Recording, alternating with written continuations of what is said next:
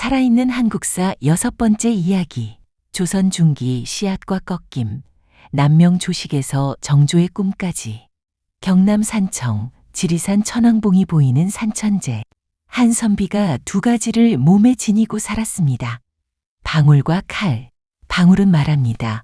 항상 깨어 있어라. 칼은 말합니다. 알면 행하라. 이 두 마디가 오늘 이야기 전체를 관통합니다. 조선 중기의 역사에서 우리는 그 씨앗이 어떻게 심어지고 어떻게 꺾였는지를 봅니다. 꽃이 피었다가 누군가 자른 것이 한 번이 아니었습니다. 남명 조식, 조선이 낳은 가장 날카로운 목소리. 1501년 조선 최고의 두 유학자가 같은 해에 태어났습니다. 퇴계 이황과 남명 조식. 퇴계는 경북 안동에서 안으로의 수양, 경을 강조했습니다. 남명은 경남 산청에서 밖으로의 행동, 의를 강조했습니다. 그리고 이 둘을 하나로 묶어 지행합의를 가르쳤습니다. 아는 것과 행하는 것은 하나다. 남명은 항상 두 가지를 몸에 지녔습니다. 성성자, 방울 항상 깨어 있어라. 졸음처럼 오는 것이 나태함이고 나태함이 쌓이면 죽음이다. 경이검, 칼, 안으로만 수양하고 밖으로 행하지 않는 것은 구멍 없는 피리와 같다. 소리가 나지 않는다. 이것이 남명의 경의 사상입니다. 그는 왕에게도 이 원칙을 적용했습니다. 명종에게 올린 을묘사직서. 전하의 나라는 이미 망했습니다. 나라의 근본은 이미 썩었고 하늘의 뜻은 이미 떠났습니다. 왕에게 이런 말을 하는 신하가 조선에 몇이나 있었겠습니까? 왕이 여러 번 불렀지만 남명은 한 번도 응하지 않았습니다. 벼슬이 사람을 위해 있는 것인데 사람이 벼슬을 위해 산다면 이미 선비가 아니라고 믿었기 때문입니다. 1572년 남명이 세상을 떠났습니다. 그러나 그가 심어놓은 씨앗은 그의 제자들 안에 살아있었습니다. 곽재우, 정인홍, 김면, 이들이 20년 후 전쟁터에서 그 씨앗을 꽃피웁니다. 임진왜란 의병, 씨앗이 꽃피다. 1592년 4월, 부산포에 일본군의 배 700척이 나타났습니다. 조선은 단 20일 만에 수도 한양을 빼앗겼습니다. 선조 임금이 의주로 도망쳤습니다. 관군이 무너졌습니다. 그때 경상도 의령에서 한 사람이 붉은 옷을 입고 말에 올랐습니다. 곽재우, 남명의 제자이자 외손서. 왕명도 없이 나라의 녹도 받지 않고 재산을 털어 군사를 모았습니다. 남강 정암진, 일본군의 호남 진격로를 막는 핵심 나루목. 곽재우는 이곳을 지켰습니다. 일본군 사이에 소문이 퍼졌습니다. 홍위 장군은 죽지 않는다. 정인홍 합천에서 의병을 일으켜 경상 우도를 지켰습니다. 김면 거창에서 일어나 경상 북부를 지켰습니다. 이 세 사람의 공통점, 모두 남명의 제자들입니다. 모두 경상 우도 사람들입니다. 스승이 가르친 것을 몸으로 행했습니다. 알면 행하라. 불의 앞에서 물러서지 말라. 임진왜란에서 의병의 역사적 의미는 왜군의 호남 진격을 저지한 것만 아닙니다. 이것은 조선 역사에서 민중이 처음으로 스스로 나라를 구한 순간이었습니다. 관군이 민중을 버렸을 때 민중이 스스로 나라가 되었습니다. 역사학자 한명기는 말합니다. 임진왜란은 국가가 민중을 버린 전쟁이었지만 동시에 민중이 스스로 국가를 구한 전쟁이었다고. 전쟁이 끝난 후 조선 앞에 거울 하나가 놓였습니다. 일본은 조총으로 싸웠고 조선은 활로 싸웠습니다. 이제 변해야 합니다. 그런데 조선은 변하지 않았습니다. 오히려 이런 결론을 내렸습니다. 우리가 진 것은 도덕이 해이해졌기 때문이다. 성리학으로 돌아가자. 그 성리학 강화의 논리가 첫 번째 비극을 만들었습니다. 광해군과 인조반정, 첫 번째 기회를 자르다. 광해군, 교과서는 그를 폭군으로 그립니다. 인목대비를 서궁으로 패출하고 영창대군을 죽인 왕. 이것은 사실입니다. 그런데 이것이 전부입니까? 광해군 시대, 명나라가 기울고 있었습니다. 만주에서 후금이 급격히 강해지고 있었습니다. 조선은 선택해야 했습니다. 신하들은 외쳤습니다. 임진왜란 때 명나라가 도와줬습니다. 우리는 명을 도와 후금을 쳐야 합니다. 광해군은 달리 생각했습니다.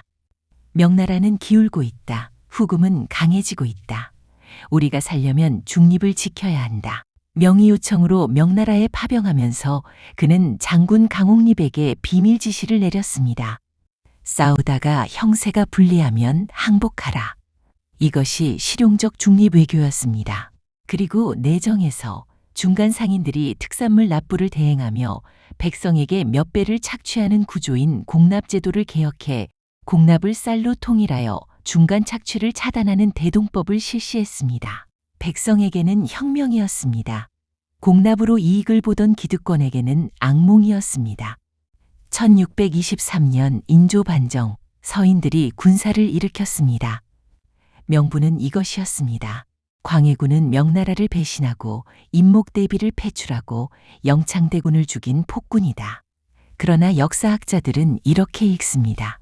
인조반정의 진짜 이유는 광해군의 실용외교와 대동법이 기득권의 이익을 해쳤기 때문이다. 반정은 성공했습니다. 그러나 그 결과는 1627년 정묘호란과 1636년 병자호란, 광해군이 그토록 경계하던 후금의 공격이 현실이 되었습니다. 인조는 삼전도에서 청태종 앞에 무릎을 꿇었습니다. 3번 절하고 9번 머리를 땅에 찢는 삼배구구도.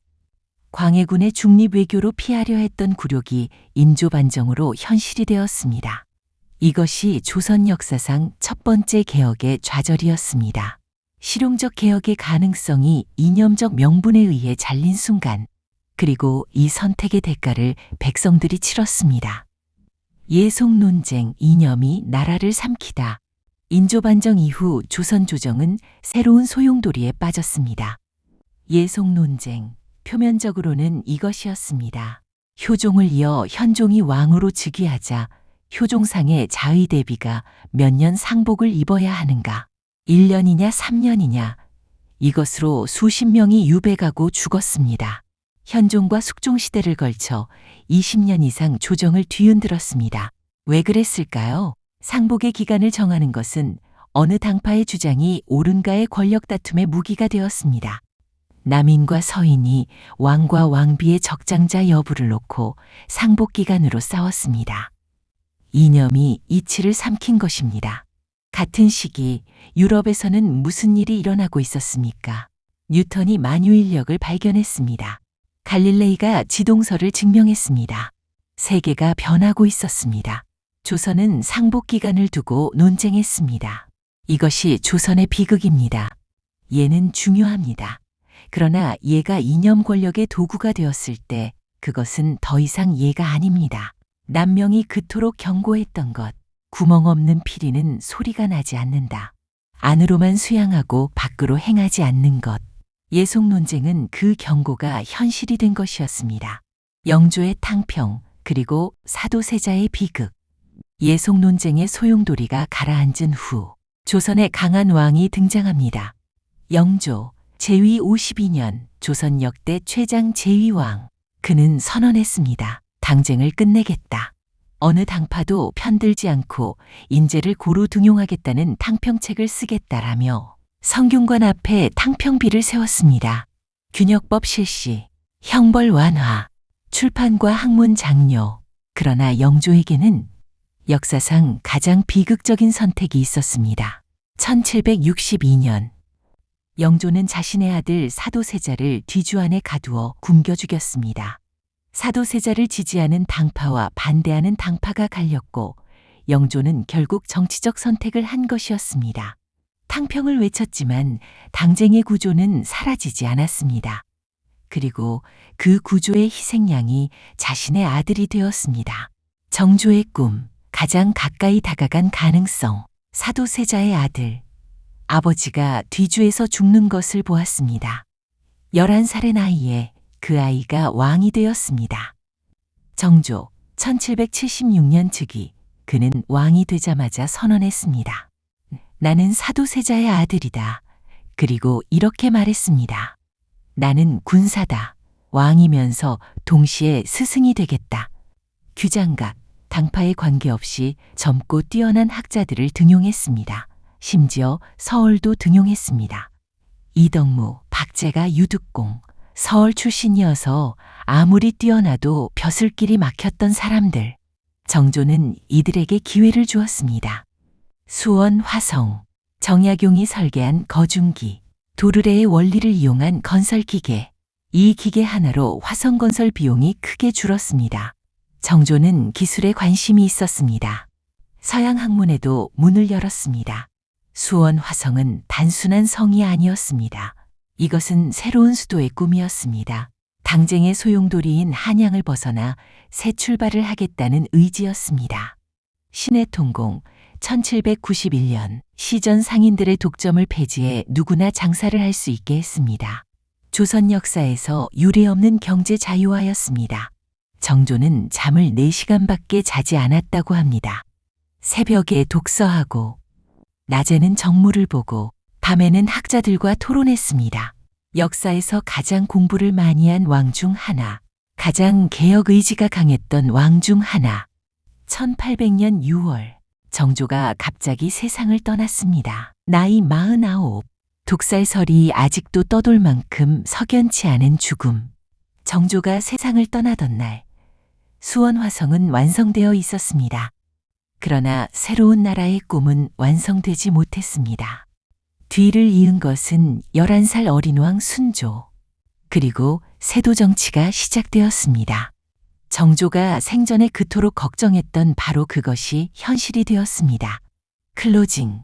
남명이 씨앗을 심었습니다. 임진왜란 때 꽃을 피웠습니다. 그런데 인조반정이 그 꽃을 잘랐습니다. 예속 논쟁이 나라의 에너지를 소진했습니다. 사도세자의 비극이 당쟁의 끝을 보여주었습니다. 정조가 다시 꽃을 피우려 했습니다. 그러나 너무 일찍 세상을 떠났습니다. 역사에서 가장 안타까운 것은 응답받지 못한 가능성입니다.